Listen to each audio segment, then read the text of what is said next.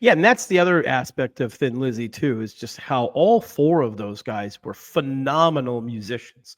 Like to me, Brian Downey, the drummer, is one of the best rock and metal drummers I've ever heard. Like some of the stuff he's doing is crazy. Like you're like, how is this happening in these songs? Like very much, it reminds me a lot of Bill Ward, because Bill Ward did a lot of like all those rolls and all that sort of stuff in the early days that, a lot of drummers weren't really doing that. If you listen to, I mean, Ian Pace in Deep Purple, sure, but Bonham and a lot of these other guys were just kind of grooving, the grooving things, and these were more almost kind of progressive drum rolls and stuff. And of course, Phil fit in perfectly playing bass, and you're right, he gets so much credit for being a great songwriter and lyricist and singer.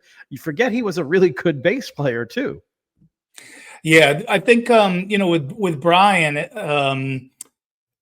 on Jailbreak, not on the song Jailbreak, but obviously on the song The Boys Are Back in Town. Without that swing, that song would, I don't believe it would have been a hit. I mean, I really, the drums in that song, it's sort of like I Want You to Want Me by Cheap Trick.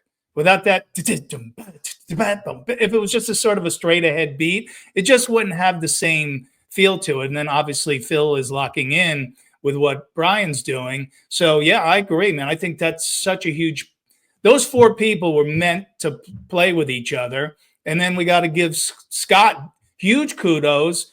After Brian Robertson left, he had to play with a handful of other people, and it still worked, whether it was Gary Moore or Snowy White or John Sykes. But at least they always stuck with the dual guitar sound, because once that's your signature, that's it forever.